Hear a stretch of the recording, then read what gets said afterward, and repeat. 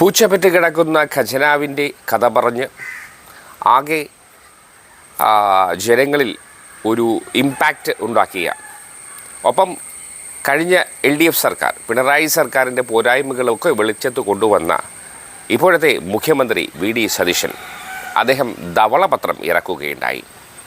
ആ ധവളപത്രം ഇപ്പോൾ നിയമക്കുരുക്കിലേക്ക് മറ്റാരുമല്ല മുൻ ധനകാര്യമന്ത്രി LDFിൻ്റെ മുൻ ധനകാര്യമന്ത്രി തോമസ് ഐസക് വിമർശനവുമായി രംഗത്തെത്തിയിട്ടുണ്ട്. അദ്ദേഹം പറയുന്നത് 70% കൂടുതൽ AI ജനറേറ്റഡാണ് ധവളപത്രത്തിലെ വിവരണങ്ങൾ. അത് തയ്യാറാക്കിയത് മറ്റ് സോഴ്സുകളിൽ നിന്ന്, അതായത് പ്രൈവറ്റ് സോഴ്സുകളിൽ നിന്നാണ്. അത് നമ്മുടെ വിവരങ്ങൾ ചോരാനുള്ള സാധ്യതയുണ്ട് എന്നും മുഖ്യമന്ത്രി VD സതീശൻ ഇറക്കിയ ധവളപത്രം നിയമക്കുരുക്കിൽ അകപ്പെടുമെന്നാണ് അദ്ദേഹം തറപ്പിച്ചു പറയുന്നത്. അദ്ദേഹത്തിൻ്റെ ആ വിമർശനങ്ങൾക്കും അദ്ദേഹത്തിൻ്റെ ആ വാക്കുകളും ശ്രദ്ധിച്ചു നോക്കാം.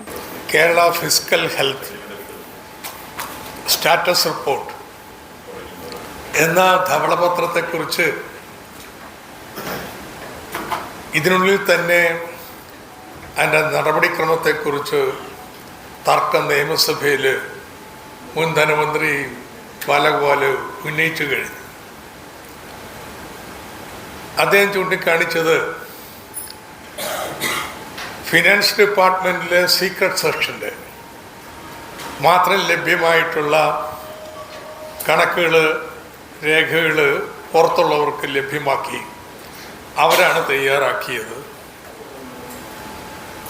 അപ്പോൾ അത് സംബന്ധിച്ച് ഉള്ള തീർപ്പ് ഇങ്ങനെ മറ്റുള്ളവർക്ക് സീക്രട്ട് സെക്ഷനിലെ ഡേറ്റ നൽകാൻ പാടുണ്ടോ ഇല്ലയോ എന്നുള്ളത് സ്പീക്കർ തീരുമാനമെടുക്കാൻ പോകുന്നു. ഒബ്ജക്ഷൻ റൈസ് ചെയ്ത് കഴിഞ്ഞു. പക്ഷെ ഇപ്പോൾ കൂടുതൽ വളരെ ഗൗരവമായ മറ്റൊരു പ്രശ്നം വന്നിരിക്കുകയാണ്. ഫിനാൻസ് ഡിപ്പാർട്ട്മെൻറ്റിലെ സീക്രട്ട് സെക്ഷനിലെ ഡേറ്റ അടക്കം AI പ്ലാറ്റ്ഫോമുകൾ ഉപയോഗിച്ചിട്ടാണ് വിശകലനം ചെയ്തിട്ടുള്ളത്. ഈ 195 പേജ് വരുന്ന ഇത്രയും വലിയൊരു രേഖ ഒരാഴ്ചയിൽ താഴെ സമയം കൊണ്ട് തയ്യാറാക്കിയപ്പോൾ തന്നെ നമുക്ക് അത്ഭുതം തോന്നി. ഇതെങ്ങനെയാണ് തയ്യാറായിരുന്നത്? ഇപ്പോൾ ഇൻഡിപെൻഡൻറ്റ് വെരിഫിക്കേഷൻ,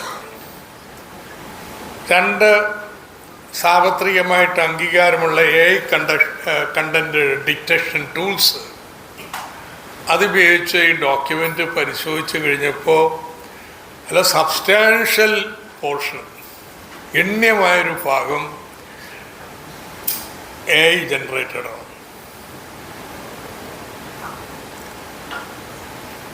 AI ഉപയോഗിക്കുന്നതിന് ഞാനിതിലൊന്നും അല്ല കേട്ടോ. അതിന് ആധുനിക കാലത്ത് അങ്ങനെ നിലപാടേ എടുക്കാൻ പറ്റൂല. പക്ഷെ ഒരു പ്രശ്നമുണ്ട്. ഈ സീക്രട്ട് സെക്ഷനിലെ അടക്കമുള്ള ഡേറ്റ എല്ലാം പബ്ലിക് ഡൊമൈനിലാണെന്ന് അവരുടെ പ്ലാറ്റ്ഫോമിലേക്ക് കൊടുക്കുകയാണ്. എങ്കിൽ മാത്രമല്ലേ ഈ കണ്ടന്റ് ജനറേറ്റ് ചെയ്യാൻ പറ്റത്തുള്ളൂ. ഇത് മുഖ്യമന്ത്രി VD സതീശൻ ക്ലാരിഫൈ ചെയ്യണം. ഇങ്ങനെയൊന്നും ഉണ്ടായിട്ടുള്ളത്. ഇങ്ങനെ സീക്രട്ട് ഡേറ്റ AI ടൂൾസ് ഉപയോഗിച്ച് വിശകലനം ചെയ്യുന്നതിന് ഉള്ള മാനദണ്ഡങ്ങൾ സുപ്രീം കോടതി, ഹൈക്കോടതി, പിന്നെ കേന്ദ്ര ഫിനാൻസ് ഡിപ്പാർട്ട്മെൻറ്റ്, കേരള സർക്കാർ എല്ലാവരും ഇറക്കിയിട്ടുണ്ട്. സുപ്രീം കോടതി 19 ജൂലൈ 2025 കൃത്യമായ സ്റ്റാൻഡേർഡ്സ് നിർവഹിച്ചിട്ടുണ്ട്. 1, അപ്രൂവ്ഡ് AI ടൂൾസേ ഉപയോഗിക്കാൻ പാടുള്ളൂ. സെൻസിറ്റീവായിട്ടുള്ള കോൺഫിഡൻഷ്യലായിട്ടുള്ള ഡേറ്റ LLMസിൽ ഇടാൻ പാടുള്ളതല്ല. ദെൻ ഫുൾ ഹ്യൂമൻ ഓവർസൈറ്റ് വേണം തുടങ്ങിയിട്ടുള്ള കാര്യങ്ങൾ. കേരള ഹൈക്കോടതി ഇതുപോലെ തന്നെ കേരള ഹൈക്കോടതിയാണ് 19 ജൂലൈ 25 നിർദ്ദേശം നൽകിയത് ഈ പറഞ്ഞ രീതിയിൽ. 2026 ജൂൺ 3 സുപ്രീം കോടതിയും ഇതുപോലെ തന്നെ മാർഗനിർദ്ദേശം നൽകിയിട്ടുണ്ട്. ഫിനാൻസ് മിനിസ്ട്രി ഉദ്യോഗസ്ഥരെ അവരുടെ എക്യുപ്മെൻസിൽ AI tools, public generative AI tools, ChatGPT അല്ലെങ്കിൽ അതുപോലുള്ള LLMs ഉപയോഗിക്കാൻ പാടില്ല എന്ന് ചൂണ്ടിക്കാണിച്ചിട്ടുണ്ട്. പിന്നെ ഡിജിറ്റൽ പേഴ്സണൽ ഡാറ്റ പ്രൊട്ടക്ഷൻ ആക്ടിൻ്റെ നിബന്ധനകളുണ്ട്. ഇങ്ങനെ എത്ര വേണമെങ്കിലും പറയാം. ഏറ്റവും അവസാനം കേരള സർക്കാർ തന്നെ കേരള AI നയം അല്ലെങ്കിൽ അതിനുള്ള നടപടിക്രമങ്ങൾ സ്വീകരിച്ചപ്പോഴും ഇതിനെതിരെ ജാഗ്രത പറഞ്ഞിട്ടുള്ളതാണ്.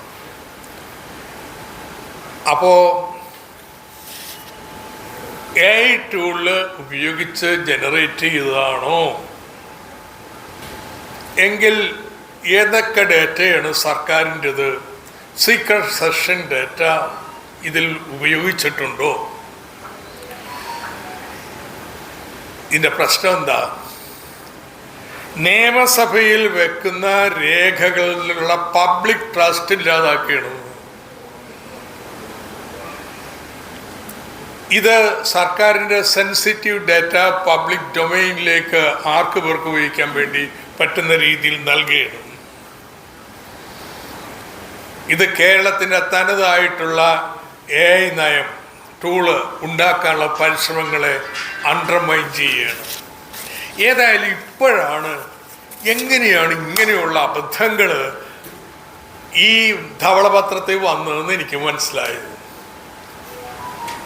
കാരണം ഇതിൽ സഹായിച്ചിട്ടുണ്ട് എന്ന് മുഖ്യമന്ത്രി പറഞ്ഞിട്ടുള്ള ആളുകളുടെ പേരുകളൊക്കെ എൻ്റെ അടക്കമുള്ളവരുടെ സഹപ്രവർത്തകരാ ഒരുമിച്ച് പഠിപ്പിക്കുകയൊക്കെ ചെയ്തിട്ടുള്ളതാണ്. അപ്പം ഞാനിത് അത്ഭുതപ്പെട്ടു പോയി. കേരളത്തിലെ ഉദാഹരണം പറയണം, കേരളത്തിലെ വികസന ചെലവ് മറ്റ് സംസ്ഥാനങ്ങളുടെ ഏതാണ്ട് പാതി വളരെ കുറവ്, അവരൊക്കെ പാതിയല്ല, അവരൊക്കെ വളരെ കുറവ്. എങ്ങനെ വരൂ? എനിക്കിവിടെ മനസ്സിലായത് റിസർവ് ബാങ്കിൻ്റെ ഡാറ്റ ഉപയോഗിച്ചത്. റിസർവ് ബാങ്കിൻ്റെ ഡാറ്റ AI നോക്കുമ്പോഴത്തേനും അതിൽ നമ്മുടെ പഞ്ചായത്തിന് കൊടുക്കുന്ന പണം ഉൾപ്പെടില്ല ഡെവലപ്മെൻറ്റ് എക്സ്പെൻഡിച്ചറായിട്ട്. അത് ഗ്രാൻഡായിട്ട് കണക്കാക്കി പോയി. അപ്പം അതിൻ്റെ ഫലമായിട്ട് എന്താ? അതിൻ്റെ ഫലമായിട്ട് ഈ കണക്കിൻ്റെ വ്യാഖ്യാനം ഈ രീതിയിൽ വന്നു. നമ്മൾ പഞ്ചായത്തിന് തദ്ദേശഭരണ സ്ഥാപനങ്ങൾക്ക് നൽകുന്ന പണത്തിൽ 1 പൈസ പോലും നോൺ ഡെവലപ്മെൻറ്റ് എക്സ്പെൻഡിച്ചർ ഇല്ല. 1 പൈ ശമ്പളത്തിന് അങ്ങനെയുള്ള ഒരു കാര്യത്തിന് അത് ഉപയോഗിക്കാൻ പാടില്ല. പ്യുവർ ഡെവലപ്മെൻറ്റ് ഫണ്ടാണ്. അത് റിസർവ് ബാങ്കിൻ്റെ ടൈം സീരീസിൽ നമ്മളെ ഉൾപ്പെടുത്തുന്നില്ല. അതുപയോഗിച്ച് നോൺ ആപ്ലിക്കേഷൻ ഓഫ് മൈൻഡ്, അല്ലെങ്കിൽ സാധാരണതയിൽ ആരും അപ്പം തന്നെ കാണണ്ടേ ഇതിങ്ങനെയല്ലെന്നുള്ളത്.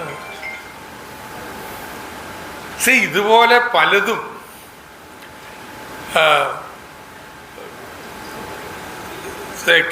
ഇത് എൻ്റെ ഏറ്റവും ഞാനൊരു പത്രക്കുറിപ്പിൽ SC/ST കൊടുക്കുന്നുണ്ട്.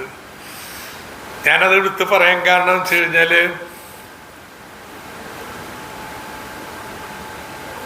വസ്തുതാവിരുദ്ധമായ കാര്യം രാഷ്ട്രീയ ലക്ഷ്യത്തോടു കൂടി ഉപയോഗിക്കുന്നതിൻ്റെ ഏറ്റവും നല്ല ഉദാഹരണം എന്താ ധവളപത്രം പറയുന്നത്? ധവളപത്രം പറയുന്നത് പ്ലാൻ എക്സ്പെൻഡിച്ചറിൻ്റെ 3.8% അത്ര മാത്രമേ SCP TSP വരുന്നുള്ളൂ. ജനസംഖ്യാനുപാതികമായിട്ട് കൊടുക്കേണ്ടതാണ്. 2017-18 9% ചെലവാക്കിയ സ്ഥാനത്ത് കുറഞ്ഞ് കഴിഞ്ഞ വർഷം 2025-26 3.8.5% കുറഞ്ഞു. അത് ഞെട്ടിപ്പിക്കുന്ന ഒരു കാര്യമല്ലേ? SEP ഫണ്ടിങ്ങിന് ചിലവാക്കിയില്ലെന്ന് പറയുമ്പോൾ എന്താ അത്? നിയമത്തിൽ പറയുന്നത് എന്താ? പ്ലാൻ തീരുമാനം എടുക്കുമ്പോൾ SCക്കും STക്കും ജനസംഖ്യാനുപാതികമായിട്ട് പ്ലാൻ ഫണ്ട് മാറ്റിവെക്കണം. SCയുടെ ജനസംഖ്യ എത്രയാണ്? 9.1%. STയുടെ ജനസംഖ്യ എത്രയാണ്? 1.5%. അവിടെ മൊത്തം 10.55. എന്നാൽ എത്ര കേരളം വെക്കുന്നതെന്നറിയോ?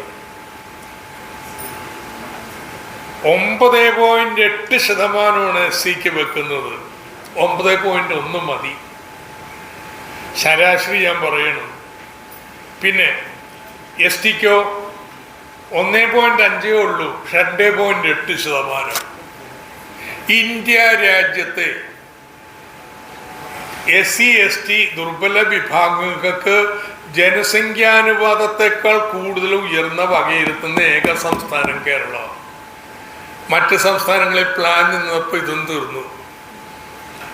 ഇതാണ് ഏറ്റവും അഭിമാനപൂർവ്വം എടുത്തു പറയാറുള്ളൊരു കാര്യം. ഇതെങ്ങനെ ധവളപത്രത്തിൽ നേരെ തിരിച്ചായത്?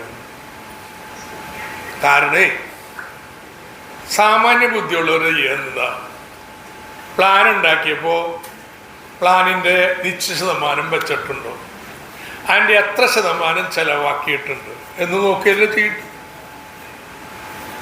അങ്ങനെ നോക്കുമ്പോൾ ശരാശരി 71% ചെലവാക്കിയിട്ടുണ്ട്. 71 കുറയാൻ കാരണം അവസാന വർഷം 9 മാസത്തെ കണക്കുള്ളൂ ചെലവ് വരാൻ പോണുള്ളൂ. എക്കണോമിക് റിവ്യൂലുള്ളതാണ്. ഇങ്ങനെ ലളിതമായിട്ട് ഈ കാര്യം നോക്കുന്നതിന് പകരെ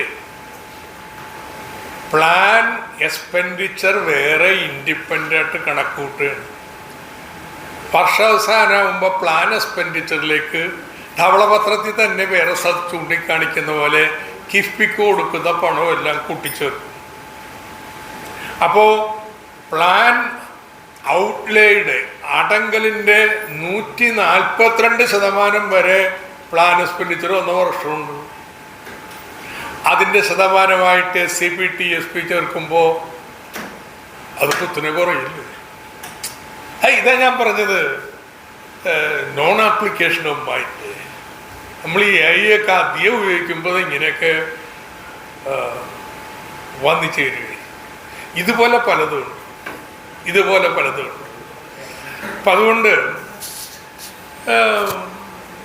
മുഖ്യമന്ത്രി VD സതീശൻ അദ്ദേഹമാണല്ലോ തന്നെ കാര്യം കൈകാര്യം ചെയ്യുന്നത്. ഹി മസ്റ്റ് കൺ കംപ്ലീറ്റ്. ഈ റിപ്പോർട്ട് AI ജനറേറ്റഡ് ആണ്. എത്രമാത്രം ഉപയോഗിച്ചു? സീക്രട്ട് സെക്ഷനിലെ ഡാറ്റ നിങ്ങൾ പബ്ലിക് ഡൊമൈനിലേക്ക് ഇട്ടിട്ടുണ്ടോ? അതുകൂടി പറഞ്ഞു. ബഹുമാനപ്പെട്ട സ്പീക്കർ ഇതുകൂടി പരിഗണിക്കേണ്ടതുണ്ട്. ഇങ്ങനെ സർക്കാർ രേഖകൾ കൈകാര്യം ചെയ്യുന്നത് ശരിയാണോ അല്ലേ? നല്ലൊരു വാർത്തയുമായി നമുക്ക് വേഗം കണ്ടുമുട്ടേണ്ടതുണ്ട്. അതുവരെ എല്ലാവർക്കും നല്ലൊരു ദിവസം ആശംസിക്കുന്നു. Good luck.